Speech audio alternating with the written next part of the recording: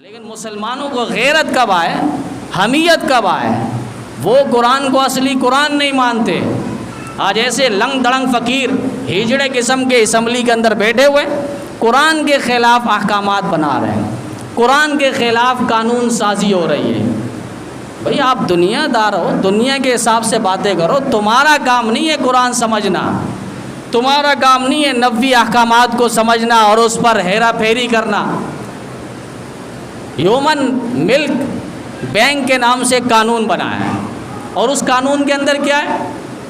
سب اپنی ماؤں کی دودھوں کو نکالیں گے، اس بینک پہ جمع کریں گے اور وہ بچوں کو، نو مولود بچوں کو پلایا جائے گا۔ جو بچے بیمار ہیں یا ان کے پاس دودھ کا بندوبست نہیں ہے وہ پلایا جائے گا۔ ایک بے عقل مجھے کہنے لگا یہ ضرورت ہے نا؟ میں نے کہا کس طرح؟ کہا پریشانی ہو، کوئی بیماری ہو تو بچے کو اس طرح دودھ پلایا جائے گا۔ ہم نے کہا اچھا، تو کل کو مجبوری ہو بہن سے شادی کرو گے؟ مسئلہ تو یہی آ رہا ہے، رضاعت کا مسئلہ آ رہا ہے۔ 1 2 3 گھونٹ آپ پی لیے کسی کی وقت کے اندر، 2.5 سال سے پہلے کسی بچے نے کسی ماں کا دودھ پی لیا اور اتنا کہ 2 3 گھونٹ بھی ہو تو رضاعت ثابت ہو جاتی ہے۔ رضاعت کا معنی وہ ماں اس کی ماں ہے اور اس کی بیٹی اس کی بہن ہے۔ اگر یہ بچہ ہے، اگر یہ بچی ہے تو اس کا بیٹا اس کے لیے بھائی ہے۔ رضاعت ثابت ہو گئے۔ یحرم من الرضاع کما یحرم من النسب، فرمایا رضاعت سے حرمت اسی طرح ثابت ہو جاتی ہے جس طرح نسب سے حرمت ثابت ہوتی ہے۔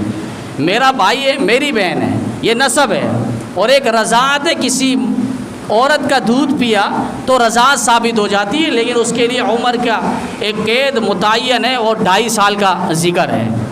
یہ ہمارے حکمران اسمبلی کے اندر بیٹھ کر ایسے قانون سازی کر رہے ہیں تاکہ معاشرے کے اندر یہ پھیلایا جائے۔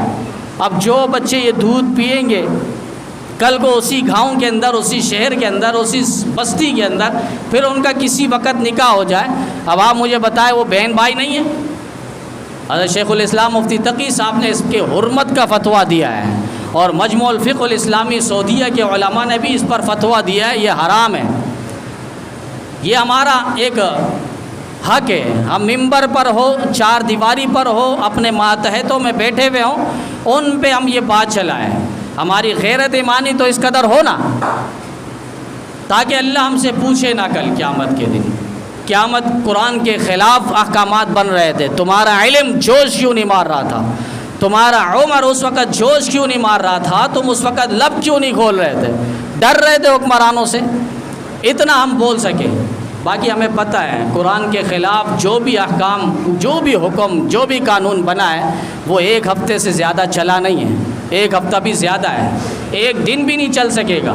مسلمان مائیں اتنی بے غیرت نہیں ہیں وہ دودھ نکال کر اپنی چھاتی سے تمہارے بینک پہ آ کر جمع کروائے۔ اور بھی طریقے ہیں، جاؤ اگر کسی کو کھانسی لگی ہے، کالی کھانسی ختم نہیں ہو رہی، دودھ پلاؤ، گدھی کا دودھ پلاؤ۔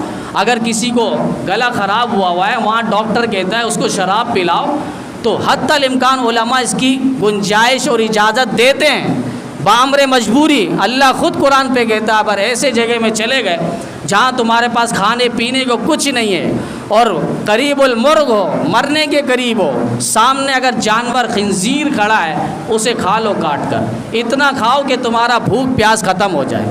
اس کی اجازت تو اللہ نے بھی دی ہے، لیکن ان کا یہ قانون سازی، کتنے قانون سازی انہوں نے کی ہے، ہجڑوں پر قانون بنائے گئے اور طرح طرح کے قانون اسمبلیوں سے پاس ہوئے۔ جو قانون بنانا ہے وہ قانون ان سے بن نہیں رہا کہ مسلمانوں کو عزت ملے، عوام کو سکون ملے، وہاں ان کو ایک قانون بنانے کو فرصت نہیں ملتی۔